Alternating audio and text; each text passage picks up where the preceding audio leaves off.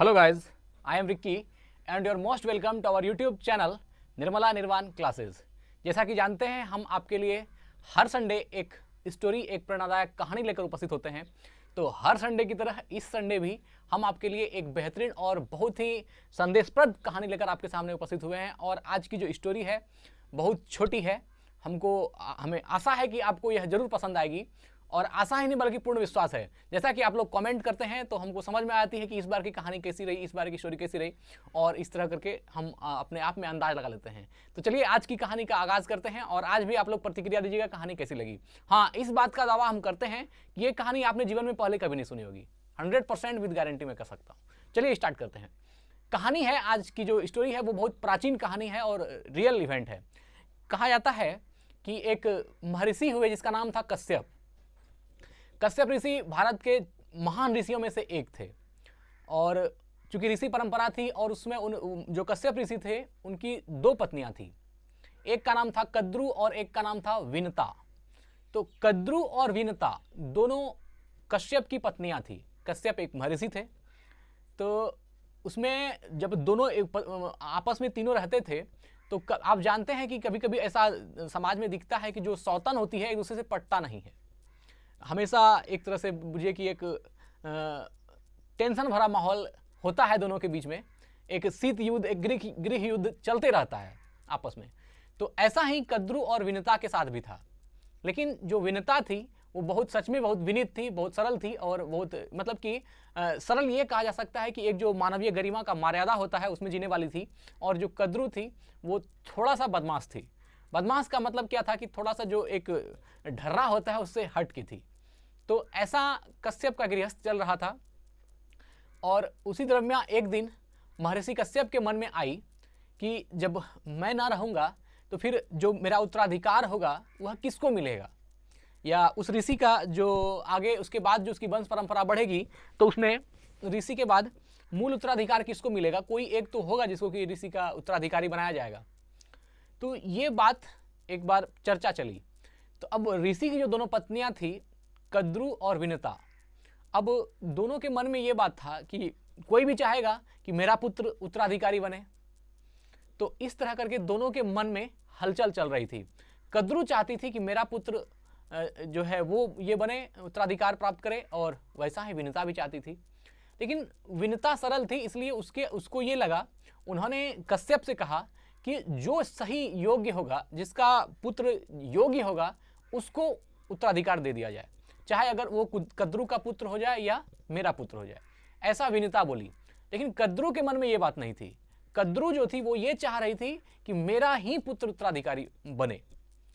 तो इस तरह, लेकिन अभी पुत्र होने का ठिकाना भी नहीं है, उसके पहले ये बातें चल रही थी। तो समय बीतते देर नहीं लगती। कुछ दिन के बाद महर्षि कश्यप ने अपनी दोनों पत्नियों को बुलाया और उससे पूछा कि एक उत्तराधिकार से जुड़ा हुआ कोई भी एक वर तुम दोनों मांग सकती हो। तो जो कद्रु थी उसने महर्षि से कहा कि हमको 1000 पुत्र चाहिए, और 1000 का 1000 पुत्र जो हो वो सब शक्तिशाली हो, बहुत मजबूत हो, बहुत स्ट्रांग हो। कद्रु को लगा अगर शक्तिशाली पुत्र होगा तो मेरा यश, मेरा नाम, मेरा वैभव दूर दूर तक फैलेगा और हमेशा जो है विनता से मैं अच्छी रहूंगी। उसका एक ही कॉम्पिटिटर था विनता। जैसा कि आप अमूमन जिंदगी में देखते हैं कि जो सौतन होती है दूसरे के बीच बहुत खटपट चलते रहता है। तो उसका और किसी से कोई मतलब नहीं था। उसको इस चीज़ का था कि अगर 1000 पुत्र होगा तो मैं विनता से बढ़िया मतलब राज करूंगी और ठाट बाट से रहूंगी, जहां तक मेरा यश भी फैलेगा। और तो कश्यप ने कहा ठीक है। उसके बाद जब विनीता से पूछा गया कि तुम भी कुछ एक वर मांग लो, उत्तराधिकार के लिए अपने पुत्र संबंधित कोई एक वर मांग सकती हो। विनीता ने कहा कि हमको 2 पुत्र चाहिए। तो महर्षि बोले कि 2 ही पुत्र चाहिए? बोला हाँ 2 ही चाहिए, लेकिन तेजस्वी और सुसंस्कारी चाहिए। महर्षि ने कहा ठीक है। दोनों की बातें हो गई और कालांतर में जैसा कि कद्रु ने और जैसा कि विनीता ने, उसकी दोनों पत्नियों ने जैसा जैसा वर मांगा था उसके अनुसार जो है आगे फल मिला। और जो कद्रु थी उसको 1000 पुत्र हुआ और वह नाग के रूप में मजबूत पुत्र हुआ। नाग जो एक सर्प के रूप में हुआ, और वो सब एक से एक मजबूत थे, एक से एक शक्तिशाली थे। आप नाग की शक्ति के बारे में कोई नहीं, आपको मालूम ही होगा कि कितना पावरफुल होता है। कद्रू बहुत खुश हुई कि हमको मतलब मैं सहस्त्र पुत्रों की माता हूं और जो है मेरे पास इतने बलशाली और इतने शक्तिशाली पुत्र हैं। फिर कुछ समय बीता, उसी के अनुसार विनिता के भी 2 पुत्र हुए। दोनों बहुत ही तेजस्वी और बहुत ही सुसंस्कारी हुए। तो विनिता का जो पुत्र हुआ, इसका नाम हुआ अरुण और गरुड़। अरुण जो हुआ वो भगवान सूर्य का सारथी बना, और आगे चल के जो गरुड़ था वह भगवान विष्णु का वाहन बना, उसका एक सारथी ही कह सकते हैं, वह उसका वाहन बना। तो भगवान सूर्य का वाहन अरुण हो गया और भगवान विष्णु का वाहन गरुड़ हो गया, जबकि दोनों बहुत ही तेजस्वी और बहुत ही सुसंस्कारी भी थे। और उधर कद्रू के 1000 पुत्र हुए जो बहुत शक्तिशाली थे। उसके सामने दुनिया में किसी को टकराने की हिम्मत नहीं थी, इतने शक्तिशाली थे। और इस तरह क्रम चलता गया, सब अपना जीवन व्यतीत कर रहे थे। इसी दौरान क्या हुआ कि जो कद्रू थी वो हमेशा विनिता को नीचे दिखाने के लिए कोई ना कोई ऐसा प्रयास करती थी जिससे कि जो उसकी सौतन थी उसको हमेशा बुरा लगे और वह इसका जो है लोहा माने, वो माने कि जो कद्रू है वो श्रेष्ठ है। ये आपस अस्तित्व की लड़ाई थी और दोनों में चला आ रहा था। समय के साथ जो है कद्रू थोड़ा बलवान दिखने लगी, क्योंकि ज्यादा पुत्र था और ज्यादा मजबूत थी, तो वो हावी होने लगी धीरे धीरे विनिता पर। लेकिन समय के साथ साथ जब अरुण और गरुड़ का पराक्रम प्रकट हुआ, तो मतलब अरुण और गरुड़ का पराक्रम जब प्रकट होना शुरू हुआ, तो वहां पर संख्या के ऊपर श्रेष्ठता का महत्व तो स्पष्ट होता हुआ दिखाई दिया। वहां पर ये चीजें दिखने लगी कि सिर्फ तादाद से कुछ नहीं होता, उस संख्या पर वो श्रेष्ठता जो है वो हावी होने लगी। वो श्रेष्ठता उस संख्या पर स्पष्ट रूप में दिखाई देने लगी कि अगर आप चयन करते हैं सिर्फ संख्या का, मजबूती का, स्ट्रांगनेस का, तो वह एक सही नहीं है। उसके ऊपर जो श्रेष्ठता है, जो एक मर्यादित जीवन है, जो एक आदर्श होता है व्यक्ति का, वह उस पर हावी होता हुआ स्पष्ट दिखने लगा। अर्थात अरुण और गरुड़ जो थे वो उन 1000 भाइयों पर भी भारी होता मालूम पड़ने लगा। धीरे धीरे समय बीतते गया और कद्रू का अभिमान चूर होता गया। एक दिन क्या हुआ, कद्रू को रहा नहीं गया और उसने विनिता के साथ कुछ गलत करना चाहा और उसने विनिता को बंदी बना लिया। चूंकि उसके पास पावरफुल सन्स थे, बहुत मजबूत पुत्र था, बहुत मतलब कि ताकतवर पुत्र था। तो उसको ये लगा कि अगर मैं इसको विनिता को बंदी भी बना लूंगी तो ये क्या कर लेगा, इसके पास तो 2 पुत्र है, पावर तो है नहीं, ये कर क्या सकता है, क्या कर सकती है। और इस तरह उन्होंने उसको बंदी बना लिया और बंदी बना के रख लिया। बाद में जब अरुण और गरुड़ अपने घर आए तो उन्होंने अपनी माता को नहीं पाया। उन्होंने देखा कि उसकी माँ विनिता जो है वो वहां पर थी नहीं। अब दोनों भाई पागल होकर ढूंढने लगे कि मेरी माँ गई कहाँ। और बाद में ये इंफॉर्मेशन मिला कि कद्रू जो है उसकी सौतेली माँ, उसने उसकी माँ को बंदी बना के रख लिया है। अब देखिए, एक हद तक आदमी चाहता है कि किसी भी चीज को मर्यादित ढंग से निपटा दिया जाए, किसी भी चीज का लोग चाहता है कि शांतिपूर्ण ढंग से समझौता हो जाए।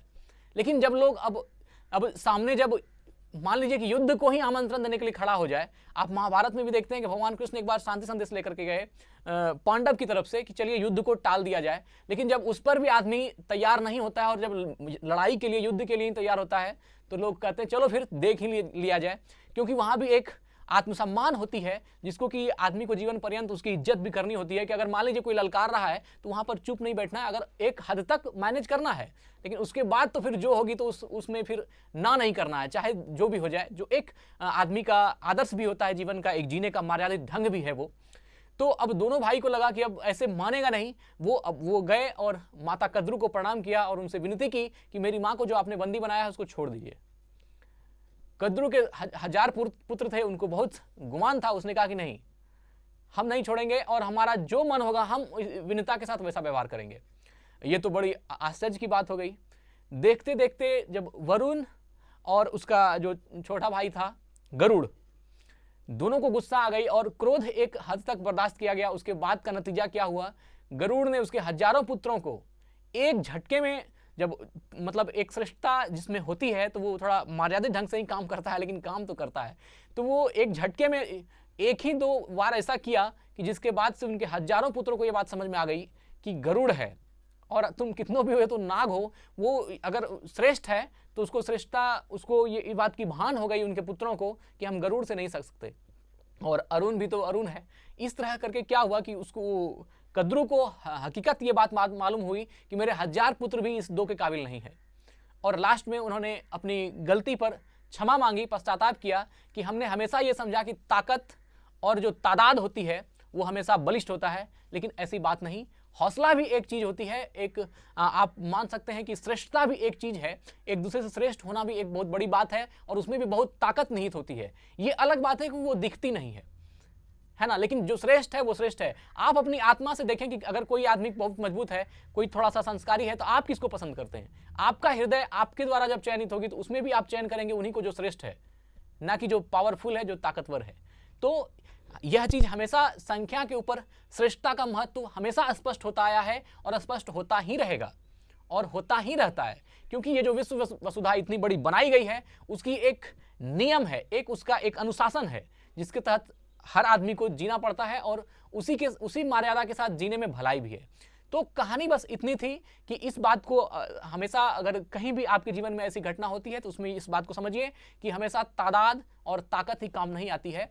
कहीं कहीं पर हमेशा, कहीं कहीं पर क्या, हमेशा श्रेष्ठता विजयी होती है, और विजयी होना उसका स्वाभाविक है क्योंकि नियति उसके साथ होती है। जब आपके साथ नियति होती है, आपके साथ दैव होता है, तो फिर आपका पराक्रम सबसे अलग होता है। वो पराक्रम आपके इंटरनल एक सोल से होती है, एक आंतरिक आत्मिक तौर पर आप मजबूत होते हैं, और वहां पर आप जो खड़े होते हैं तो वो देखते बनता है कि हाँ वो पराक्रम दिखता है। तो कहानी कैसी लगी बताइए कमेंट बॉक्स में, और कहानी को यही एंड करते हैं। मैसेज सिर्फ इतना था कि जो श्रेष्ठता है उसको जीवन में धारण करना चाहिए, वही आपका है, वही आपका पराक्रम है, वही आपका शौर्य भी है, वही साहस है, और वही आपकी ताकत भी है। तो कहानी कैसी लगी बताइएगा कमेंट बॉक्स में। Thank you so much.